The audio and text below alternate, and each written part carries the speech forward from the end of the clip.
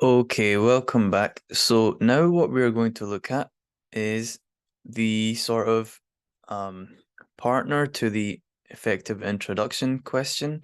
We're now going to look at the effective conclusion question. And this, like I said, is the sort of partner to the effective introduction in that it basically asks you to look at the end of the text. So effective introduction asks you to look at the beginning of the text. Effective conclusion asks you to look at the end of the text. Okay, so go. Okay. So in terms of the question itself, so what the question asks you to do is it asks you to focus on,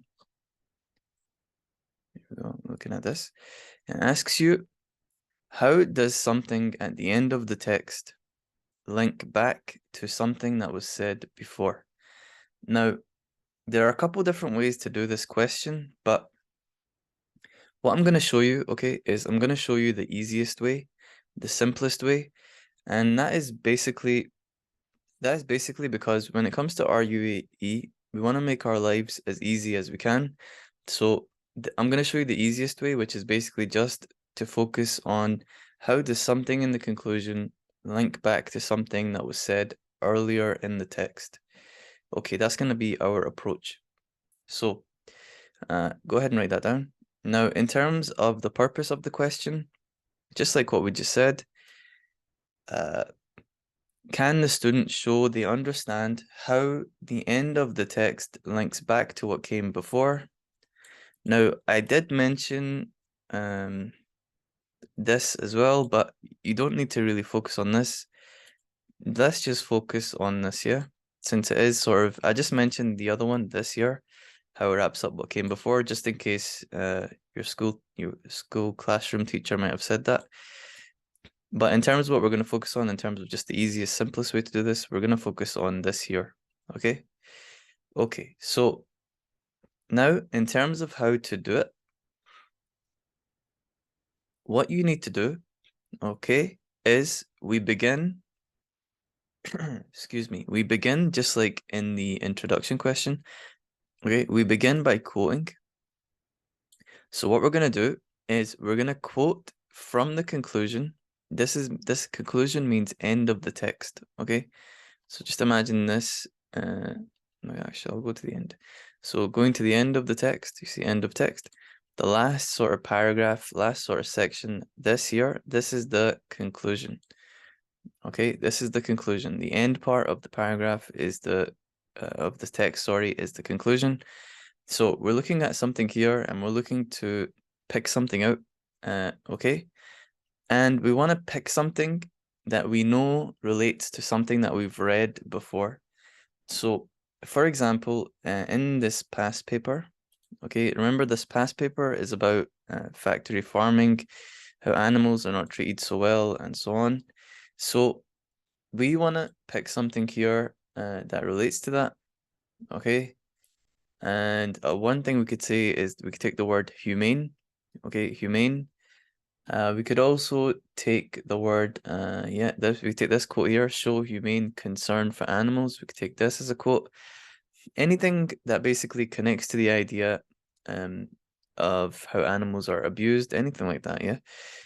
Okay, so then we would quote something from before, we'd quote something from here that relates to like this, cram in vast acres of birds. So we want to quote something that connects to it, something that shows animals are not treated well. Okay, so quoting something from the last paragraph, and quoting something from before, and then we use this, and again, just like in your effective introduction, you want to use this this sentence essentially word for word. Okay, so this acts as an effective conclusion as it relates back to when the writer talked about. Say that word for word, and then okay, all you do is you explain what the writer talked about. So you just would say, for example, when the writer talked about how animals are kept in very small spaces, something like that. Okay, now we'll actually do an example together. Excuse me. Okay, so let's do an example together. Okay. So again, we're gonna use we're gonna use this past paper. Okay, so this is gonna be our quote from before. Now what you'll notice, okay, is you don't need to do any you don't need to do any word choice or any sort of technique analysis. At least if you're doing it this way, you don't need to do that, okay? If you were going to say, for example, do another form of talking about why the conclusion is effective, for another reason, then you may want to do something like that. But again, I'm just showing you sort of the easiest way to do this. So the easiest way to do this is quote from the conclusion, which is this here. Okay, this is from the last paragraph. Quote something from before, so earlier in text, and it can come from anywhere, okay? It can come from anywhere before the last paragraph. So it can come from right from the beginning, come from the middle, and then quote that. Okay, so they need to be connected in some way.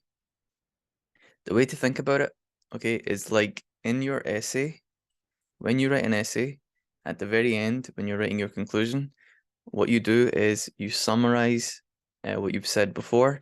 So you say this essay covered, and then you go ahead and you link back to what you said before. So it's the same thing, okay? You're just analyzing how the writer of the article has done that, basically. So you're explaining that, basically. Okay, so from the last paragraph, from before, okay? And then we just say this acts as, this acts as an effective conclusion. Effective conclusion as it links back to, okay, and now all we do is we just put this into our own words. We just describe what was being said here. Okay, when the writer described how animals are treated very badly, and we're gonna say specifically, we're gonna put the thing into our own words, and how cram in vast acres of birds, and how large numbers of animals were squashed together.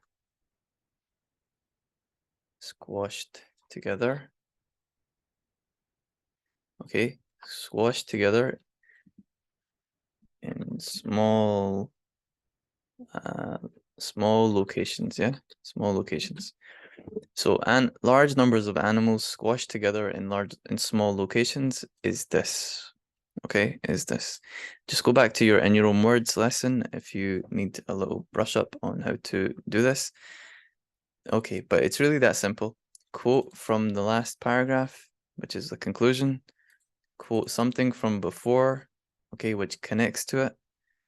And then just say this acts as an effective conclusion as it links back to. You say that every time you do this question, say that. And then just go ahead and explain the second quote. Yeah, explain the quote from earlier in the text. Put that quote into your own words, and you are good to go. So that is effective conclusion. It's really that simple. It's just about linking back to something that was said before. It's like the link question. When you link back, same thing, except you're just picking from the conclusion, and you have the luxury that you can link back to anything in the article.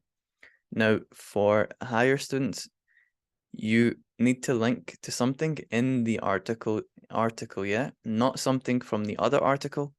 So at the end of the article, you need to stay in that article, yeah? So link back to something. For example, if this question relates to Article 2, excuse me, if this question relates to Article 2, which it will say, then you just want to stay in Article 2. But if it's related to Article 1, which most likely it will be, then you just stay in Article 1, okay? So conclusion connects back to the same text, yeah? I hope that makes sense. If it's the conclusion of Article 1, you only write about Article 1. If it's the conclusion of Article 2, only write about Article 2, yeah? Okay. That is effective conclusion. Good.